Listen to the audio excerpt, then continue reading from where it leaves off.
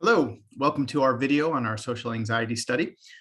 Thank you for your participation in the study. Thank you for clicking on the video, for taking the time to watch.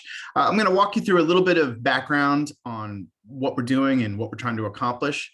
And then I'm going to just give you a little bit of instruction or insight, just a little bit of help in terms of what we're going to be asking you repeatedly on your phone in the surveys we're going to be sending you, and just kind of try to help you understand exactly what we mean by each question, each item, and how you can best help us, right? So that last bit, how you can help us, I think is a really important thing for me to emphasize.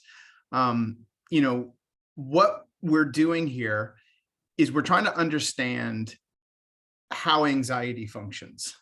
What it is, why people experience it, how people experience it, how it affects their lives. And those may seem like things that science should already understand. In a lot of ways, they are. We do understand anxiety. We understand mental aspects of it, physiological, biological. I mean, there's a lot of things we do understand, and a lot of books have been filled with our understanding of anxiety. But how it operates kind of moment to moment and day to day, and how that works for each individual person, there's still actually a lot of mystery to that. And that's the stuff that we're trying to understand. So the reason that we're going to be asking you so many questions, so many times, when the study was explained to you, and we told you how many times we're going to be sending surveys to your phone, you might, wonder why. And the answer is that we're going to be creating statistical models, mathematical representations of your experience. So, and we're going to do that for each person that takes part in our study. So that allows us to, and then we're going to do that for many people, a couple hundred people. And what that allows us to do is kind of look at how these things function for each person, and then be able to take a step back and see, what's general, what's common, what's specific to one person or another. So you may know something about the way science is conducted. You may not know a lot about how science is conducted. Usually we collect data on a large number of people, and then you use that data to draw conclusions and do statistics and all that. So we're going to do that, but we're going to start by doing the same for each person, as I said. So the numbers, therefore, don't come from how many people we have. The numbers come from how many time points we have, how many observations we have, how many of those surveys you're going to complete. So this idea of why we have completion rates and we ask you to complete a certain number, well, that's because we need a certain number to do the work that we need to do. And as I'll mention probably a couple times as I'm walking you through the study and what the surveys mean and what we're hoping for you to do, it's really important to emphasize that we hope that you'll do your best and you'll give the best answers you possibly can. And you'll take this seriously, because the quality of our science depends on the quality of your cooperation and collaboration and participation. We can only do as well as you help us to do. And that might sound a little corny, but it's really about as true as it gets. We really, really appreciate your participation. We appreciate your time. We appreciate your collaboration, and we really need it. We really need you as part of this. This is not something that's possible without your participation. Something that's probably important to emphasize and to make clear for you. So I'm sitting here talking about doing statistical models for each person, and that might make you feel a little bit concerned about your personal information. And it's really important to emphasize that this study, like most studies out there that study psychology and experiences like anxiety and depression and things like that, will do something called de-identification. So we will, at the very earliest stage, in fact, we've already done it. If you're watching this video, you are a participant number, and no longer is your information attached to your name. So those models that I'm talking about, the statistics that we're going to be doing, they'll be attached to something like P002 or something like that. And forever and always, you won't be you will be P002 or P771 or something like that, right? Okay, so let's get into it a little bit, and let's talk about what we're doing.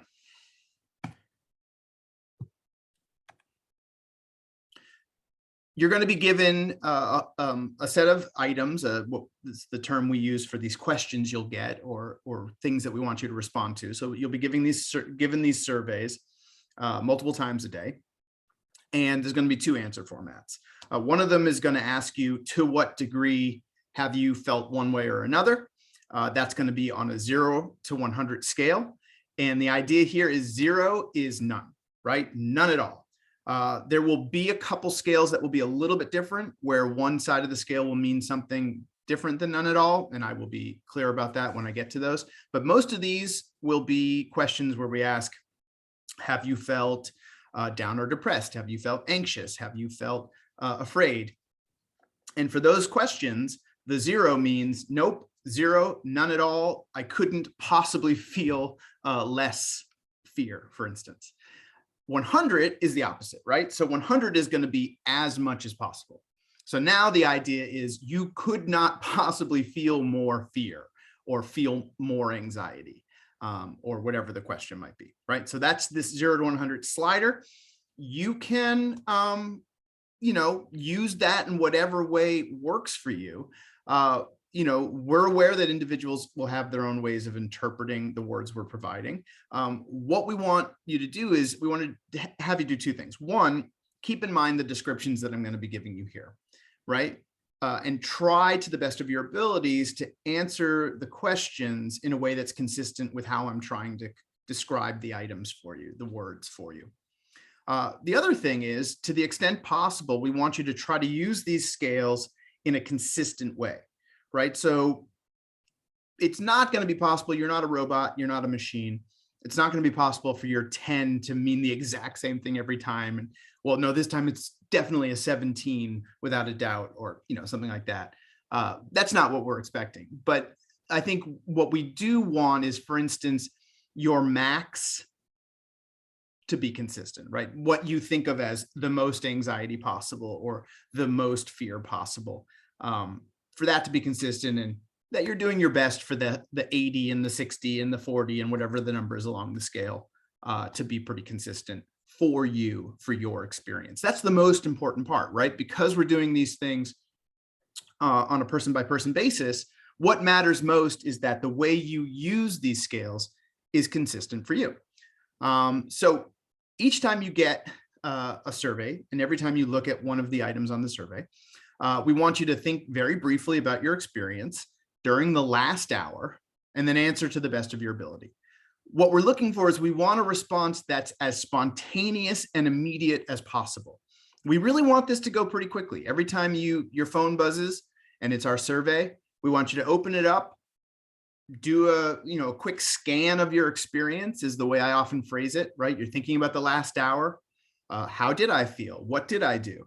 But we don't want you to overthink it or overanalyze it. We want you to get into a groove of, being able to kind of have a brief check about what your experience has been, and then give us, like I said, these spontaneous answers. It's an interesting thing. We're looking for a balance between thoughtfulness.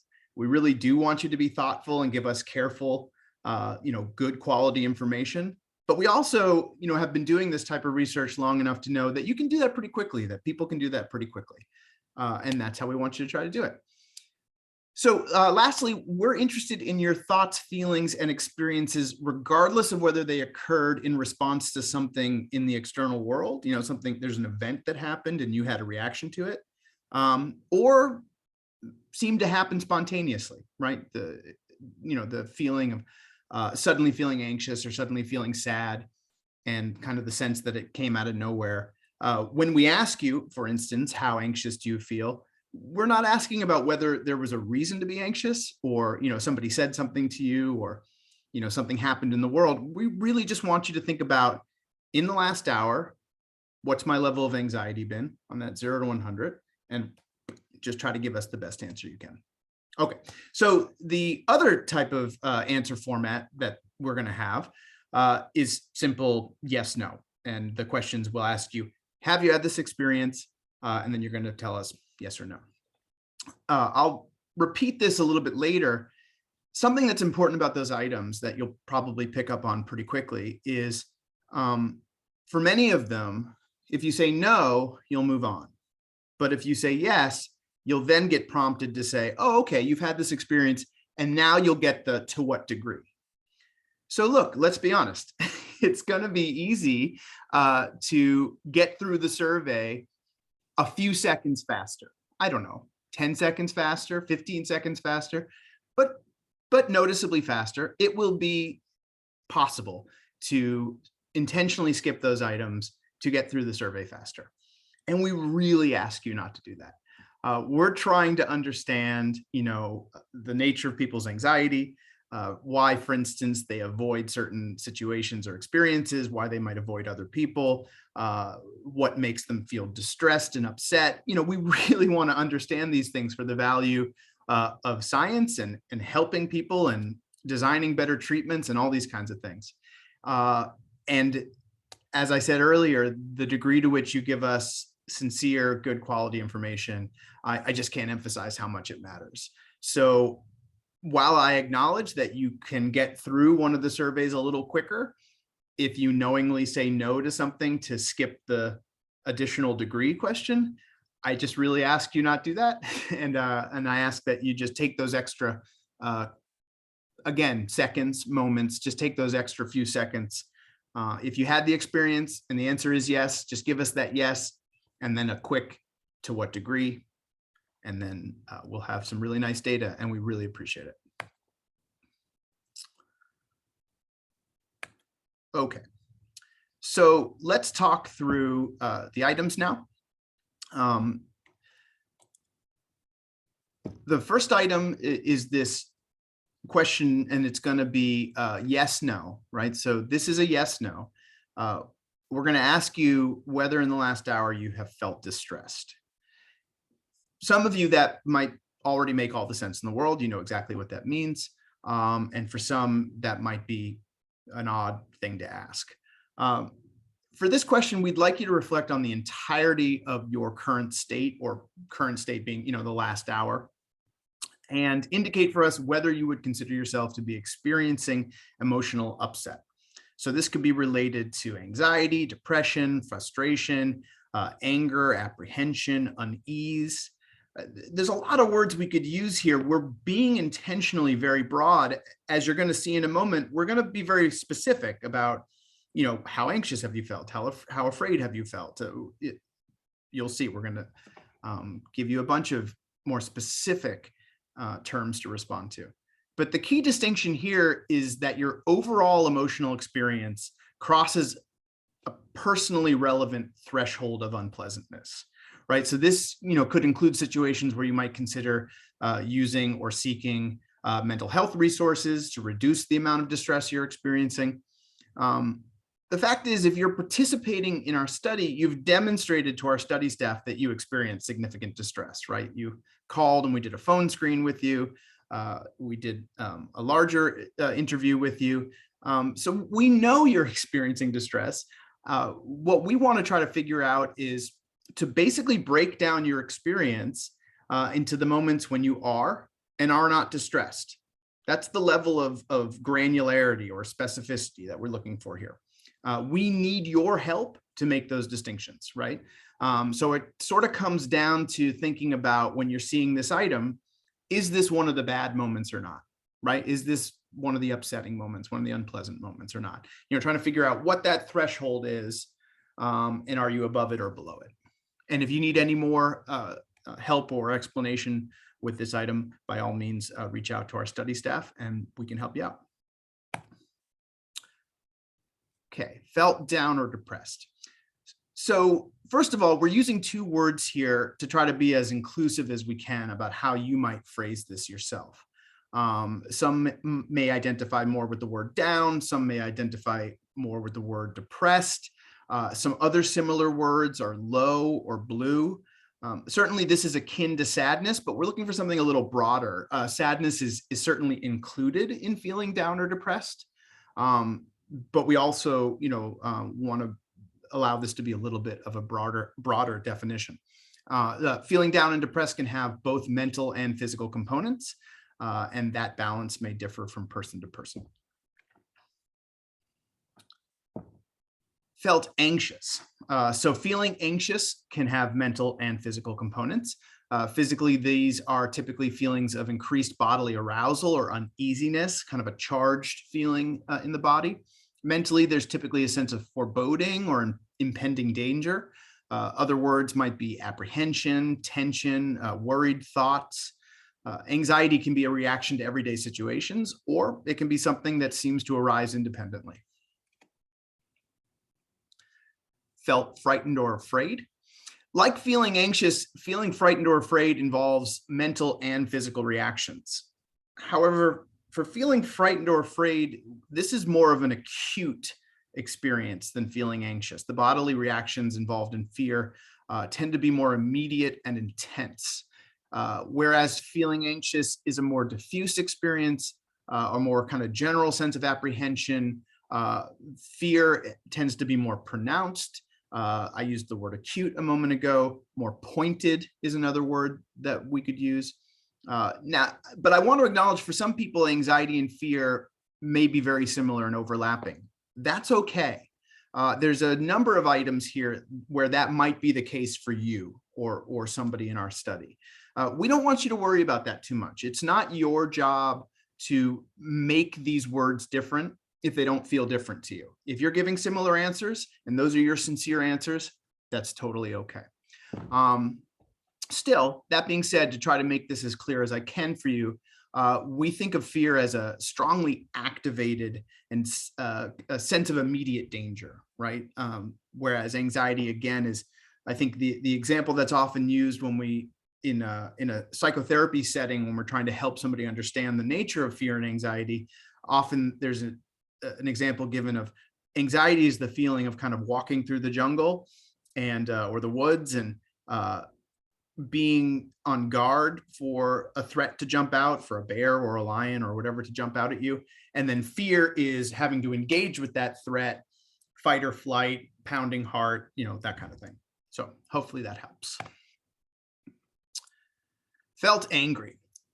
So here, anger is a strong feeling of displeasure, annoyance, or antagonism. It involves feeling aggrieved, frustrated, or obstructed, and having a feeling of wanting to react. Experienced a loss of interest or pleasure. The scientific term for this experience is anhedonia. It involves feeling disinclined or less interested in engaging in your regular or normal activities, or when you do engage in your regular activities, they feel less reinforcing or less pleasurable. Felt worthless. In the simplest terms, this is feeling bad about yourself. The reference here has to do with your sense of worth, value, or competence. We're going to be asking you about competence later, so it's certainly not that. Again, I'm trying to paint a broad picture for you here, but this is kind of an emotional connection to your sense of self-worth. Felt lonely. This is feeling socially isolated or the sense of having no camaraderie or company. It's really important to stress that it's possible to feel lonely when you're surrounded by other people.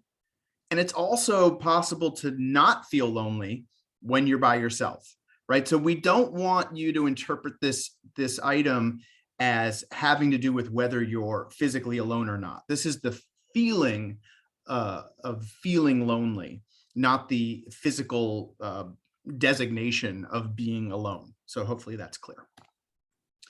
Felt irritable. This is a sense of annoyance, discomfort, or lesser ability to tolerate frustrations. Irritability can have mental and physical components. Irritability is often thought of as a precursor to anger, but it doesn't necessarily have to relate to anger if that doesn't feel true to you. Felt fatigued. Here we're talking about an exhaustion that can be more mental than physical, though of course, fatigue can be physical. The distinction we want to draw here is this is not exactly being tired. This is not necessarily related to whether or not you had a good night's sleep. So this is a little bit, again, as I mentioned with down and depressed being broader than sadness, fatigue is, again, a little broader than just tired. And involves this, for many people, this mental component. So you can feel physically well rested, but totally mentally drained, and that can be a sense of fatigue. Felt positive. This is, again, a term that's intentionally broad. In a moment, I'll present some more specific positive terms. But here we're just looking for your general sense of feeling goodness. So this is as opposed to negative. It can be joyful and full of life. It can be more mellow and contemplative. It's really just, splitting your emotional experience and your emotional sense of well-being into the good and the bad, and how much of the good. That's what we're asking when we ask how much you felt positive. Felt calm. So again, now we're being a little more specific. So here we're asking you the degree to which you feel at ease, both physically and mentally. A relaxed bodily state, a mellow state is probably another good word. All of these relate to feelings of calm. Now, on the other side of the positive area, sorry, that's not the best wording, but again, trying to be more specific within the realm of positivity. Experience joy is now asking you for a more energetic experience, an uplifted, spirited, high energy sense of positivity. Some might call it an embodied sense of positivity. We're not using the word happiness here because for some people there's kind of values attached to the idea of happiness for what that's worth, and we want to stay away from those kinds of definitions. But hopefully the definitions I'm providing are helpful. Okay, so now we're going to talk about, there's going to be 4 items that I want to cover here, where we're going to be focusing on what we call your interpersonal experience. If you're not familiar with the term interpersonal, that means having to do with your relationships with other people, the stuff that goes on between you and others. That's interpersonal. So we're going to ask you 4 questions about the past hour and how you've perceived yourself, 2 items about yourself, and then how you've perceived others. And we're going to be talking about these dimensions of warmth versus coldness, and then assertiveness and submissiveness. And I'll get to that one in just a moment. So the first here refers to warmth, where we're not talking about body temperature, right? We're talking about how engaged you were with other people. These can be friends, family members, coworkers, or even strangers on the street, right? So 100, sliding the slider to the right, is going to be as warm as you could possibly be. And sliding the slider all the way to the left is going to be, well, I said 100, but it looks like we have 50 and negative 50.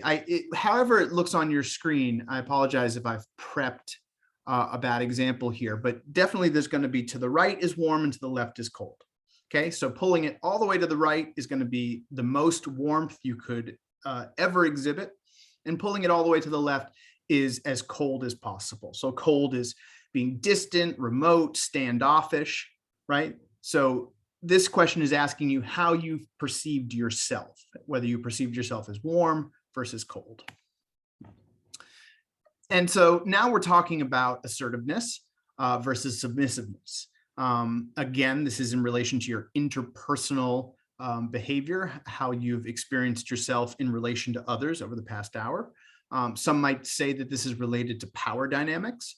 Assertiveness is acting with a sense of agency, taking control, and at the extreme levels, possibly being pushy or dominant or domineering. Some might say assertiveness includes being decisive. So these are some words that describe what assertiveness is. Now, on the other hand, so again, pulling the slider all the way to the right will be the most amount of assertiveness. Submissiveness is allowing the other person to be in control. You're going to defer to their tone, defer to their style, be accommodating, passive, things like this. And pulling the slider all the way to the left is as submissive as you can possibly be. So now we have the 2 items where we're going to be asking you about these same exact distinctions, warmth and coldness, and assertiveness and submissiveness, how you perceived the others you were engaging with, right? So now we're asking you to judge how warm versus cold another person was, and we're asking you to judge how assertive versus submissive another person was. Now, in the past hour, you might have engaged with a number of people, and maybe you felt like you acted different ways and different people that you engaged with acted differently.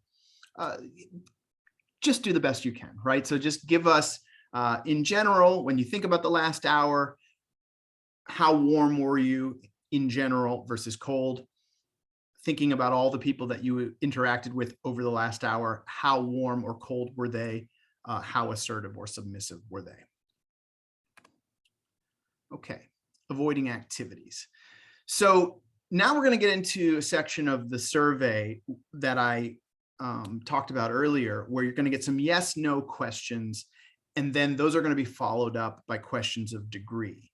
Now with these, we're going to have 3 questions about avoiding things. And depending on your response, you're going to get a different prompt that pops up. If you say you did avoid activities, for instance, and I'll tell you what we mean by that in just a moment, but if you said you did avoid activities, then we will ask you to what degree you did. And if you said you didn't, and this is really important for folks who experience social anxiety, which is why we're going to ask you this. If you say you didn't avoid activities, we're going to ask you to the degree that you might have wished that you did, because that's something that, well, it's something that all folks deal with, but certainly people who struggle with social anxiety deal with this all the time, where, well, I still have to do my job. I still have to go to this party. I have to, there's things I have to do. They make me really uncomfortable. I wish I could have not done them, but I did them anyway, right? So we're going to be asking you about that. If you say you didn't avoid activities, you may still have wished that you really wish that you could have, and we want to be able to get that information. So avoiding activities, the question is basically asking you, have you made any choice to not engage in an activity that you either planned to do or were supposed to do, you were obligated to do, but you chose not to? We don't want you to worry about what your motivations were or your reasons. We really just want you to answer, did this happen or not? Avoided people, very similar item. Have you made any choice to avoid someone or people in general? It's possible to be around people and still be avoiding specific individuals, right? So let's say you went to a dinner party and there was someone there that really intimidates you or makes you feel uncomfortable, and you spent the entire night staying away from them. Then the answer to whether you avoided people would certainly be a yes, right? That you did actively choose to avoid someone. And again, if you say no, we'll ask you, okay, well, you didn't avoid people, but to what degree did you want to? And that can be a separate response, where you didn't avoid people, but you really might have wanted to. Avoiding thoughts or feelings. This item is a little bit trickier, though this is a very common thing that people do. It means that you've tried not to think about something or not to feel a certain feeling. For example, sometimes we do this using distraction. Sometimes we use this with a more overt suppression, where we're actively kind of trying to push down a feeling or a thought. So we do want you, when you're trying to answer this, to have a little bit of self-awareness, a little bit of self-reflection, because these are things often people do automatically without thinking of it. So this is something that might be a little more difficult to answer for some of you than some of the other questions, where it does take you a moment to evaluate, have I done that? Did I do that? But I think that you'll get in the routine of doing this pretty easily. Been careful not to express emotions to others. So this is one of the questions, and the questions that follow after this, in fact, will be where if you say no, it will skip you to the next question. And if you say yes, we'll then ask you to what degree. And just to repeat something I said earlier, we really ask that you not click no if the answer was actually yes. I just want to acknowledge that, of course, it'll get you through the survey more quickly. And your reimbursement is tied to how many of the surveys you complete. And it's, I think, a pretty, I mean, I don't know how to say this, and I don't want you to do it, but I also can understand why people might be inclined to figure out pretty quickly that, hey, look, I can make these surveys 5 seconds shorter, 10 seconds shorter by just always answering no to some of these questions. we then will be making the wrong conclusions about how anxiety functions for you and possibly in general. So we just ask you, as much as we could ask you, to answer yes when the answer is yes. And then again, the to what degree will pop up and just quickly give us that degree question. So been careful not to express emotions to others. The idea here is that you felt like you couldn't or shouldn't express your emotional experiences. So you tried to either suppress or conceal your emotions. Experienced conflict or tension with someone, new or ongoing. So what we mean here is that you're involved in some sort of tension or dispute. It could be that in the last hour, it happened for the first time. Something happened at work, something happened at home with a friend, and all of a sudden you had a fight, you had a disagreement. That certainly applies. But we're also referring to something that could be long-standing, some ongoing argument or conflict. And in that regard, we're asking, like, did that pop up in the last hour? Was that a thing in the last hour? Was it something you thought about and got upset? Was there a text message or an email or a phone call or, right? So certainly, I think this question is easiest to answer if you had a fight with your significant other in the last hour. Okay, that's pretty clear. But we also want you to be giving us a yes to this if there's something about a fight or an ongoing disagreement or conflict that kind of reared its head and affected you in the last hour. Experience stress from school or work. Of course, we're including school and work here because some of the people who participate in our research are in the workforce. Some of the people who participate in our research are in school of one sort or another, undergraduate, graduate, law school, med school, what have you. And then some of you are probably doing both. So this is general to all of those sources of stress. So the idea here is that within your perception, within your subjective experience, so not some outside, not some other objective distinction of stress. This is your opinion, your subjective opinion. Answering yes to this item means that it happened specifically within the last hour and it happened within your school or work experience. Had negative thoughts about yourself.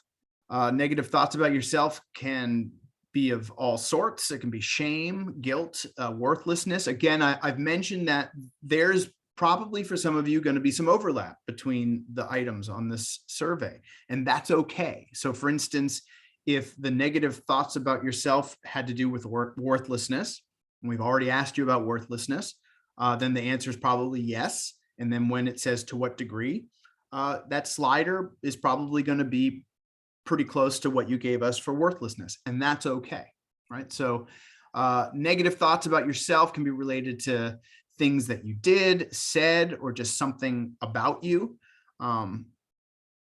What we really want to emphasize here is that we're just asking about in the last hour, right? So has this experience happened in the last hour? Dwelled on past social interactions. Sometimes this is called ruminating or rumination. This is the experience of, again, referencing the last hour. Was there a moment where either something reminded you, it spontaneously popped up in your head, but you found yourself dwelling on, thinking about, and probably getting upset by some prior social interaction that you had? Something you said, something you did, something somebody said to you, right? Hopefully that's pretty clear. Worried about future social interaction. So this is similar to the last item, but instead of thinking about something that already happened, we're kind of creating the scenario in our own head, right? So we're being apprehensive about potential future social interactions. What are other people going to say? How will they respond to you? What will that look and feel like? Felt judged or criticized.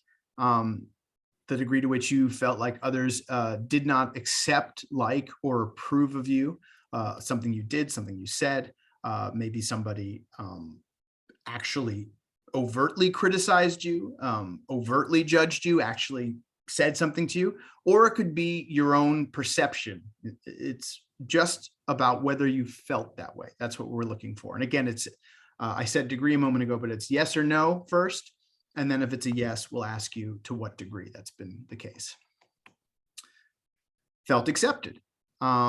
This can either be actively felt accepted, like somebody said something to you, gave you support, brought you into into a situation, included you in a group, right?